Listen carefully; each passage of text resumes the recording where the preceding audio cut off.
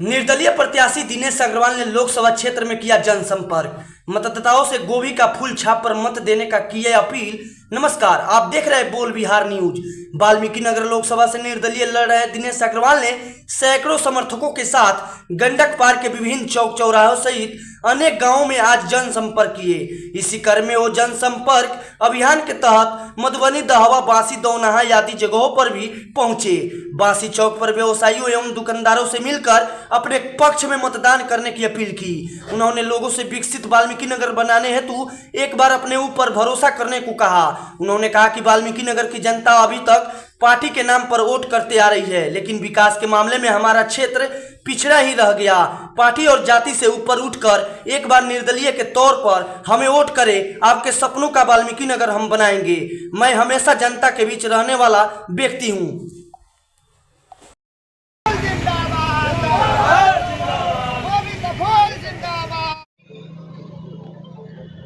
Sir, आप वाल्मीकि नगर लोकसभा क्षेत्र से निर्दलीय प्रत्याशी के रूप में चुनाव लड़ रहे हैं, तो ऐसे में क्या आपका मैनिफेस्टो है, क्या घोषणा है आपकी, चुनावी एजेंडा क्या है? जी, गोभी का फूल चुनाव चिन्ह है, 7 नंबर पे आता है। और एक समाज सेवी होने के नाते मेरा जो सबसे पहला धर्म है, जो समाज सेवा 2 सालों में किया है उसको अंतिम व्यक्ति तक पहुंचाना। मैनिफेस्टो की जहां तक बात करें तो इन 2 सालों में मैंने दसों दिशाओं में जो देखा, तो जो गरीबी, जो अशिक्षा, जो सामाजिक जो बुनियाद है, जो सुरक्षा की बुनियाद है, वो कहीं दिखी नहीं मुझे। आज मैं बात करूं गंडक पार्क के क्षेत्र की, तो आपने देखा होगा रतवल का जो टेक्सटाइल पार्क है वो कहाँ है, आज किन कागज़ों में तैर रहा है। तो अगर जनता चुनती है तो मेरा प्रयास होगा अपने कार्यकाल में टेक्सटाइल पार्क को खड़ा कर देना। दूसरी बात, मनुआ पुल से रतवल का रोड बना, अब चंदरपुर से लेकर नवलपुर तक का रोड कहाँ गया? नवलपुर से रतवल तक जी, कहाँ गया नवलपुर से रतवल तक का रोड? अगर जनता हमको चुनती है, अगर लगता है, तो 6 महीने के अंदर उस रोड का निर्माण कराऊंगा। यहाँ पे डिग्री कॉलेज नहीं है, एक भी डिग्री कॉलेज नहीं है, दमकल की गाड़ी नहीं है गंडक पार में। ये दुर्भाग्य तो है। मैंने संकल्प लिया है कि एक-एक पंचायत में लघु उद्योग की स्थापना करके महिलाओं को आत्मनिर्भर बनाना है मुझे। जितने भी नौजवान हैं जो आज बड़े होते हैं, पलायन के शिकार हो जाते हैं, अगर उद्योग लग जाएंगे तो बच्चे कहीं जाएंगे नहीं।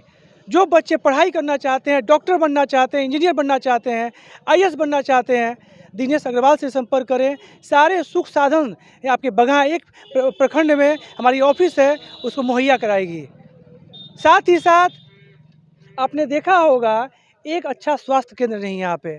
स्वास्थ्य केंद्र है तो डॉक्टर नहीं है।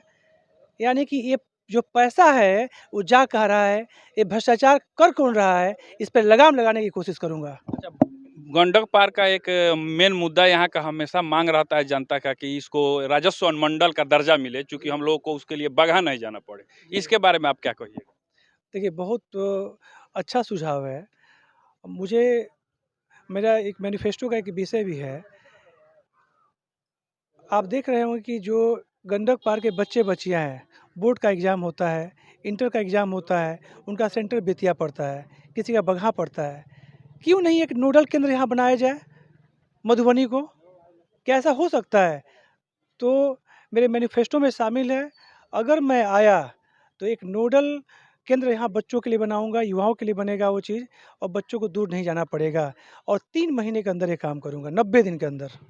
यहाँ पे झवटिया पुल देखा होगा आपने, आज तक वो नाला बना नहीं।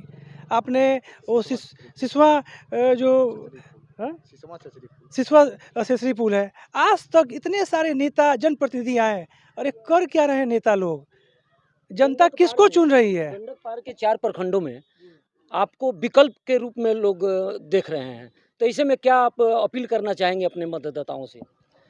मैं उनसे यही बोलना चाहूँगा कि अभी तक आपने जिन-जिन प्रतिनिधियों को देखा, और इन प्रतिनिधियों ने जो समाज की दुर्दशा ऐसी बद से बदतर कर दी है, समाज को ऐसा कर दिया है कि बिल्कुल ध्यान नहीं है। 5 साल में आज तक यहाँ पे आके यहाँ की समस्याओं के बारे में सुना नहीं गया।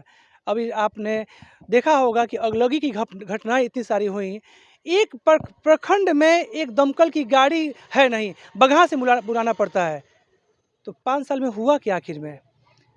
कहाँ गया आवास योजना? जिंदाबाद कहाँ गया आवास योजना? जिंदाबाद और किन गोभी जिंदाबाद और किन भ्रष्टाचार में लिप्त है वो?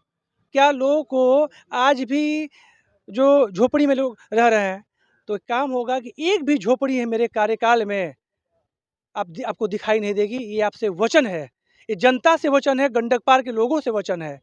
एक झोपड़ी नहीं दिखाई देगी। इस समय मोदी की जो लहर सुनने में आ रहा है कि मोदी की लहर जो चल रही है उसमें सुनील कुशवाहा जी हैं, तो आप कितना टक्कर दे पाएंगे उनको, या महागठबंधन के जो प्रत्याशी हैं दीपक यादव जी?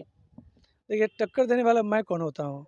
जब जनता ने ही मुझे चुना है और उनकी उम्मीदों पे खरा उतरूँ, जनसंपर्क करूँ, अपने काम से पहचान बनाया है, ये जनता पहले तय कर चुकी है। और 4 तारीख को अप्रत्याशित परिणाम, रिजल्ट, एक चमत्कार आपको दिखाई देगा। जो लोग कहते हैं कि सिंबल वाले ही जीतते हैं, इस बार निर्दलीय प्रत्याशी को भारी बहुमत से लोग जिताएंगे, ऐतिहासिक रिकॉर्ड से जिताएंगे। और समाज के जो व्यवसायी हैं, जो आज तक बिहार में जिसको प्रतिनिधित्व नहीं मिला है, उस समुदाय का व्यक्ति खड़ा है, व्यवसायिक हित के लिए खड़ा है और सभी धर्म जाति संप्रदाय के लोग के लिए खड़ा है।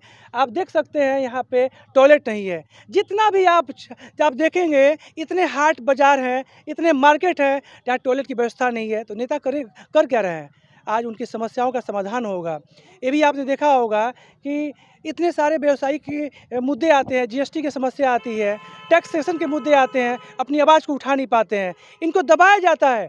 उन बनियों समुदाय की आवाज़ बनने के लिए, उन सर्वधर्म संप्रदाय की आवाज़ बनने के लिए दिनेश अग्रवाल तत्पर है और सबको लेके चल रहा है और मत मजहब से ऊपर हो के काम कर रहा है।